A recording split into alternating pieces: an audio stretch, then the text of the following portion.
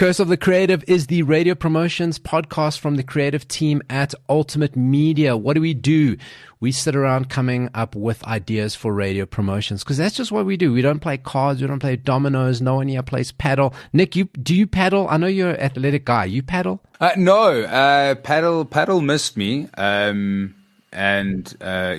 Due to severe back injuries after trying to become a Springbok and failing dismally, the paddle guard said, you're not allowed. And I was like, okay, it's fair. Feefs, where are you? Are you paddle adjacent or are you paddle curious?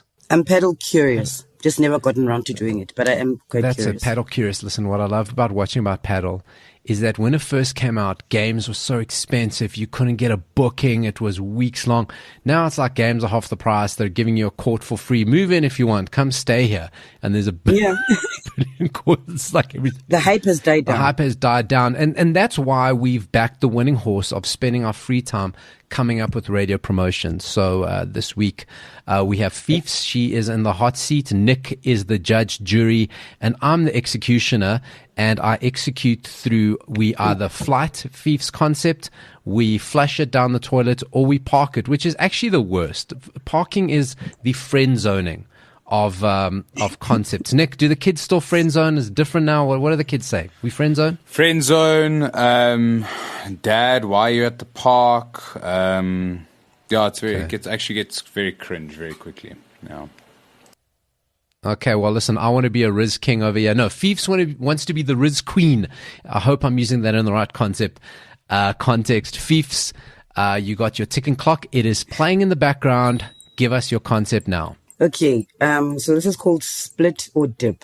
Very fun weekly quiz with two random callers, two random listeners who have to answer 3 questions. Each correct answer wins you either a cash prize or a valuable item like an iPhone or something really cool. And then after they've answered these questions and they've accumulated their prizes or their money, then in the background, both of them will be asked whether they want to split the prize, money and the valuable items, or whether they want to dip. But now, if they both choose to split their prizes, everyone goes home with the prize they've accumulated. If both choose to dip, they both go home with nothing. And if one chooses to dip, the person takes home all the prizes. Nick, you have any questions? I love it. I think it's a cool game concept. How do we decide who decides first? They're gonna both be asked individually. What do you want to do? So it's basically want to show whether you're greedy or whether you like to share. And when you're greedy, then you don't get anything. So if they both choose to split their prizes, everyone is going home with what they've won. They both dip. I like it. They go home with nothing. Yeah, no, I like it. But if one chooses to dip, that person takes home all the prizes. No, that's epic. I enjoy that. I'm definitely going to flight it. There's also a way that we've done this at 5FM. We can split the lines, as in the callers can't hear each other. Yeah. So the whole gag is that the listener sitting in the car has all the ideas, knows everything. What that oak from Randburg said to this oak from Edenvale, and they have no idea, between the two of them, the two listeners. I love it. I think it's so cool. We can spice it up, but it makes for quite interesting. No, it's cool. I like it. Flight it. Because I like overcomplicating ideas and making things so much less workable than of course. No, you don't, Paolo. Of course. You don't. When? I want to turn that whole thing into an actual game show. So, I mean, I've also done it before where you got to figure out, well, how do you make sure they don't know what the other answer is? And there's lots of clever ways. But I want to actually, let's game show the whole thing. And if you're doing it weekly and it's a feature, build the split or dip set. And there's like soundproof booths where they go and they're giving the answer and they literally can't hear each other.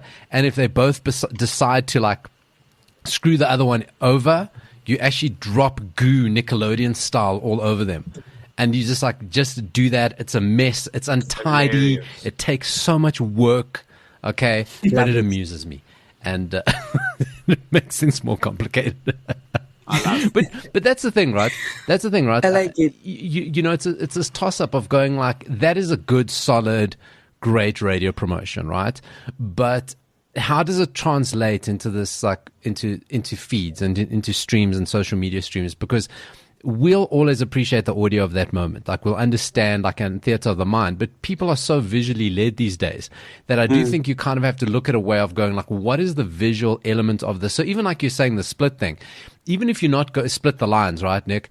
Even if you're not, building out studios and sets like that, I think like there's got to be some way of like, maybe you're doing it over, we're recording this over like a virtual studio platform, like having the two callers on that, and you get their video reaction and split that, and you put that on, on social and that, because that just makes the whole thing go, build up the suspense. You can cut it really nicely, and you can just extend the reach of the campaign. You're so right. And even the reactions, you capture the reactions, whether they get the praises or not.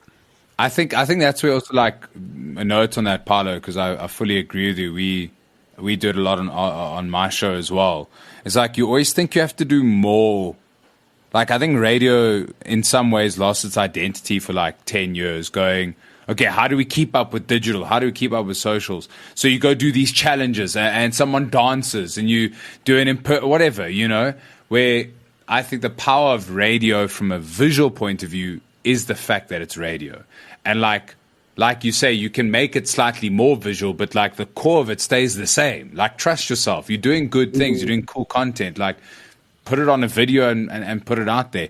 Like Anele and the club, they have their own Instagram page. I think has almost as many followers as the whole 947 Joburg page.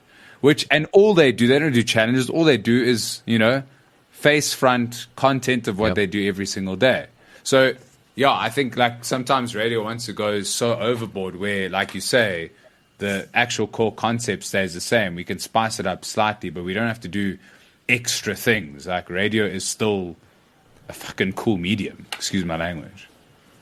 No, exactly. And, content is so, it's so scrollable, right? It's like you got attention span for 3 seconds. So you go spending like hours producing this beautiful video where the person's just skimming through it in 3 seconds. I kind of go, okay, well, what can I create in this exact moment on air that is going to tap into that, but anyway, listen, either way, flight it either way, whether it's the add-on or the original, still, you got to have a great radio concept in the beginning, right? So if it wasn't a good radio concept, you couldn't give it legs. Yeah. But the fact that it works really well on air means, okay, but could we do this? Could we do this? And, at the end of the day, you go, you know what? Don't add anything to it. It just works because it taps into the human emotion and the human truth that, given the chance, we'll steal an iPhone from our friend.